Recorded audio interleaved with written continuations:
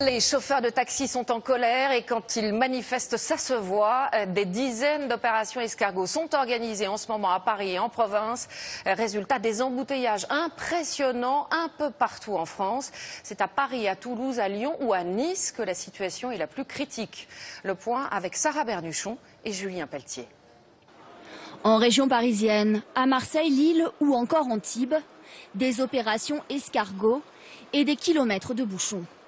En Ile-de-France, depuis ce matin, plusieurs convois de taxis ont bloqué la circulation, comme ici à Orly. Ou encore sur l'A1, près de 800 véhicules ont roulé au pas, direction Paris. Ambiance tendue dans le cortège avec les mototaxis, accusés de concurrence déloyale.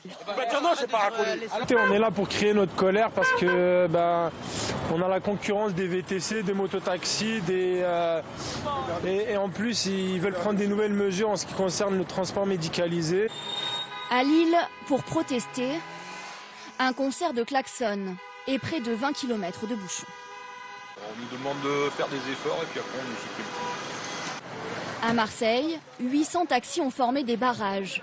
Conséquence, une grosse pagaille sur les routes ce matin.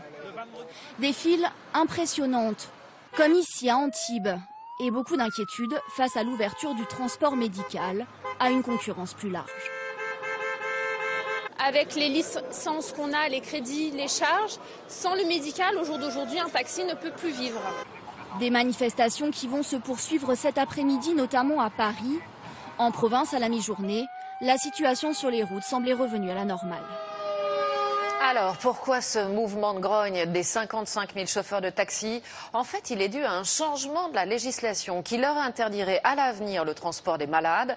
Certains artisans affirment que si cette mesure est confirmée, ils vont tout simplement mettre la clé sous la porte. Reportage à Nantes avec un patron qui a 12 voitures.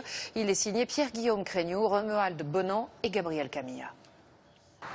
Lentement, la grogne monte sur le bitume nantais. Sur une file, des taxis en colère venus de tout l'ouest paralysaient les axes principaux. Et coincés dans cette pagaille, des automobilistes pour qui on pousse le bouchon trop loin.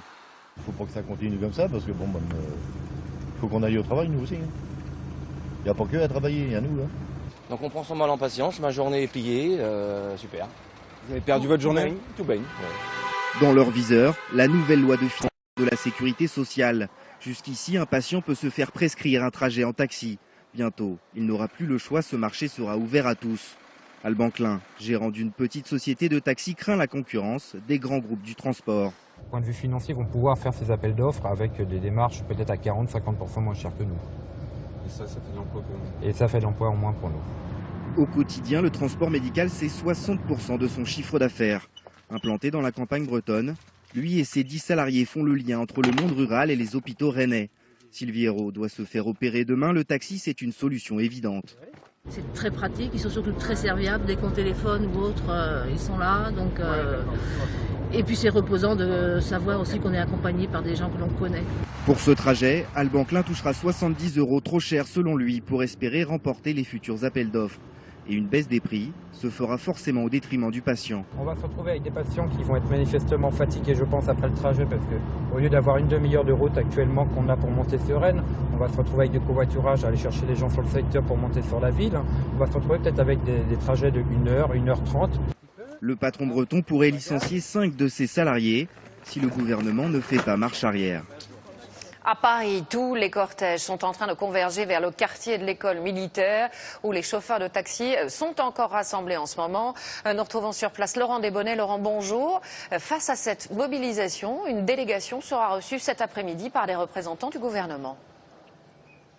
Oui, ça se passera au ministère de l'Intérieur en présence également de la ministre de la Santé. Pendant tout ce temps, tout cet après-midi, les taxis vont maintenir la pression. Ils sont déjà plus d'une centaine rassemblés ici. Ils attendent des annonces précises de la part du gouvernement dès cet après-midi, notamment le retrait d'un article d'un projet de loi actuellement au Parlement qui prévoit de mieux encadrer, vous l'avez vu, les transports médicaux. Jusqu'à présent, un tiers de ces transports de malades sont assurés par les les taxis. Le reste, évidemment, ce sont les ambulances. Et tout cela coûte extrêmement cher à l'assurance maladie. 3,5 milliards d'euros chaque année.